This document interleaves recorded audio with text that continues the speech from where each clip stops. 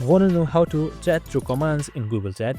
Well, no worries. In this video, I'm going to show you an easy step-by-step guide on how you can do it.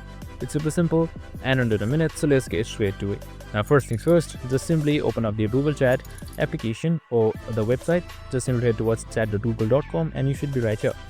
And now once you're here, under the default interface, you can just simply select any direct messages. Just simply talking through command is very simple.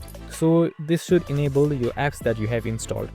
So as you can see right here under the example as well, since I have installed the ChatGPT Chat AI, you can just simply check #ask to ask anything. So just like this right here, I can just simply chat by using commands right here. Just simply select /ask and ask any question to the GPT and it should answer you just like this right here.